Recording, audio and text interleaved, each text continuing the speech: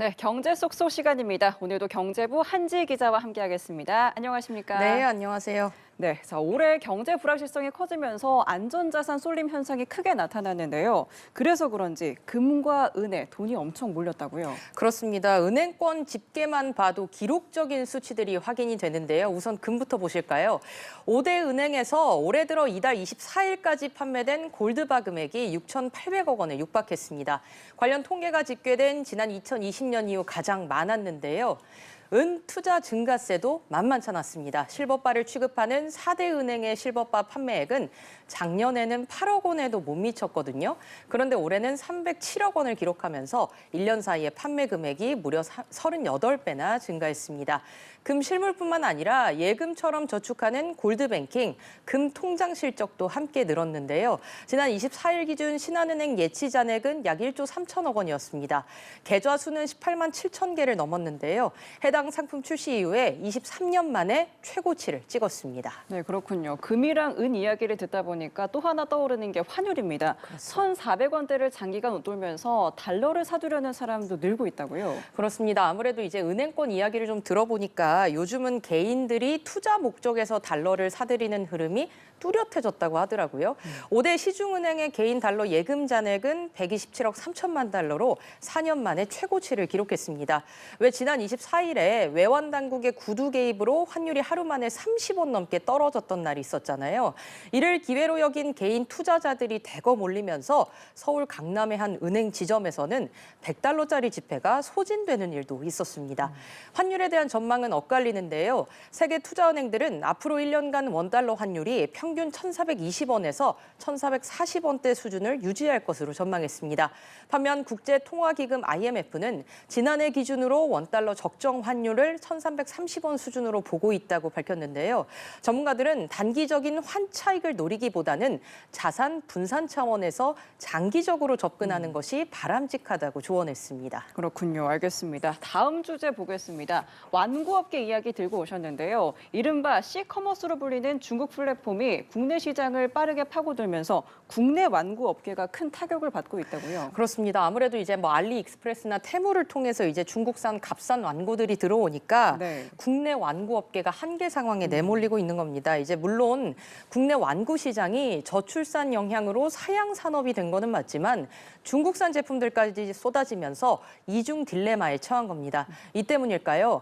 이 물고기 낚시놀이, 야채 과일 썰기놀이 등 우리가 한 번쯤은 가지고 놀았을 법한 장난감을 국내에서 최초로 만든 한립토이즈라는 완구 회사가 곧 폐업한다고 합니다. 정말 안타까운 일인데요. 중국 완구 업체는 유튜브나 틱톡에서 유행한 장난감을 즉시 복제를 해서 한 달이면 대량 출시하는 구조를 갖고 있습니다. 반면 국내 업체는 개발, KC 안전인증, 유통계약까지 최소 6개월 이상 소요돼서 구조적인 속도 차이를 극복하기가 힘든 상황입니다. 또 국내 완구는 종류에 따라 소재, 중금속 기준 등 까다로운 절차가 담긴 KC 인증을 갱신해야 되기 때문에 그 비용도 만만치가 않거든요. 반면에 C커머스는 샘플 검수 중심으로 인증 대상에서 제외되다 보니까 규제를 우회한 제품들이 손쉽게 유통이 되고 있는 실정입니다. 국내 산업의 경쟁력을 지키기 위해서라도 규제의 형평성에 대한 논의가 필요해 보입니다. 그렇군요. 알겠습니다. 자, 다음 이슈는요. 정부가 추진하고 있는 컵 따로 가격제입니다. 자, 이게 이제 시장에서 혼란스럽다는 반응이 나오고 있는데 일회용 컵의 가격을 새로 매기는 건지 음료값이 올라가는 건지 정확히 제도가 뭔가요? 일단 방금 말씀하신 컵따로 가격제, 이게 어떤 건지부터 살펴봐야 될 것 같은데요.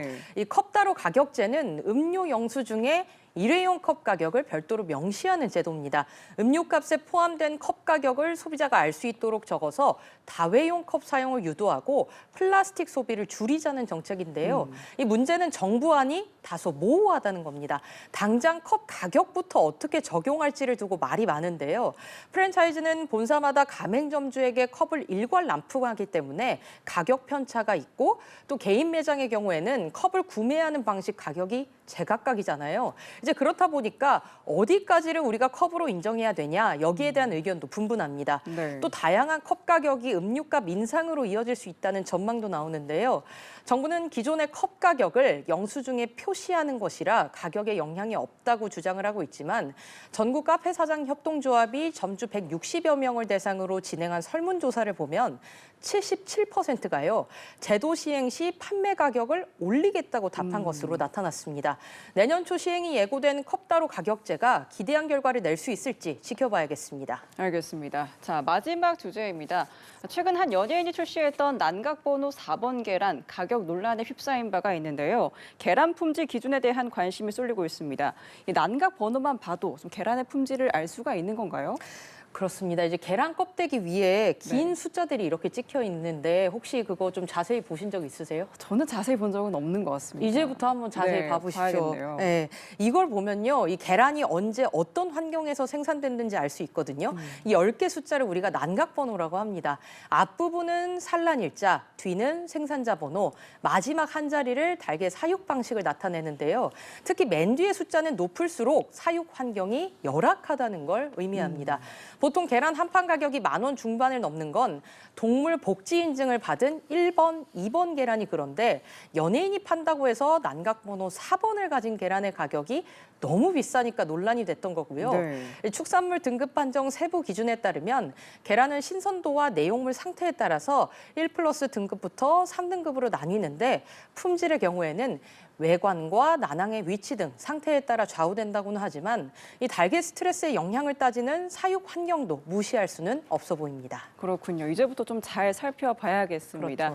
그렇죠. 지금까지 재미있고 유익한 경제 이야기 경제부 한지희 기자와 함께했습니다. 오늘 말씀도 고맙습니다. 네, 감사합니다.